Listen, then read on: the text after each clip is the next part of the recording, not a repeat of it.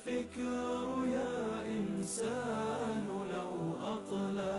қазір жастарымыздың ажырасуының да бірі осы ыстықтың жоғалтуы, екінші мәміленің жоғалтуы. Мәміле, айналайын жастар, енді үйленбедіңіздер ғой осы көпшілігіңіз. Бірақ айтатын мәселем, қыз бен жігіт жүріп жүргенде бір-біріңізді қандай ұмытпайсыз? Телефонда қайта-қайта халын жағдайын сұрап тұрасыз, қайта-қайта хат жазып тұрасыз, қайта-қайта араласып тұрасыз, көргіңіз келіп тұрады. Үйленгеннен кейін көп жастар оған бармайды. Үйіне келіншегін әкеп қояды, өз далаға шығып кетеді, болды. Омен бірге отырып сөйлесуі, бірге отырып шай ішуі, арнайы мен келіншегіме уақыт берейші, мынау сонымен отыратын уақытым деп белгілемейді көп адам. Көп ерлер өзінің әйеліне, өзінің баласына уақыт бермейді. Білесіз ба? Қазіргі психологтарымыз айтады, мына заманның бұзылып баратқаны қайдан білесіз ба? Адамда мәміле кетіп баратыр дейді. Мынау сөйлеспейміз біз бір-бірімізбен, көршімен сөйлеспейміз, досымызбен сөйлеспейміз, өзіңіздің күйеуіңізбен немесе әйеліңізбен сөйлеспейсіз, балаңызбен сөйлеспейсіз.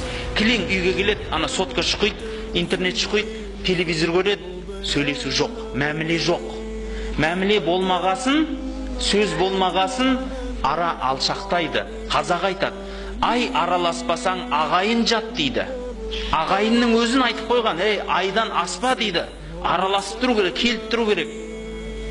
Ал күніге көріп жүрген адамның бір-біріне қадірі кететіні содан.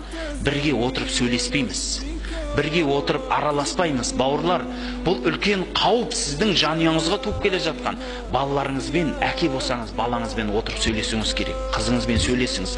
Жай бір күнді, мейлі аптасына болмаса да айына бір күн жанұя күнін арнаңыз. Бала шағаңыз барлығын ертіп паркке отырыңыз. Бірге пицца жеңіз, мороженое жеңіз, ішіңіз. Араласу керек, қызық көріңіз бірге, киноға барыңыз, одан шығып парк аралаңыз, бала шағаңызды ертіп алып. Бұл міндет ол.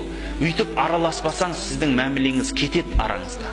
Ал аралар ашықтаған сайын ұлыңыз, қызыңыз далаға қарап өседі, әйеліңіз, күйеуіңіз далаға қарап өседі.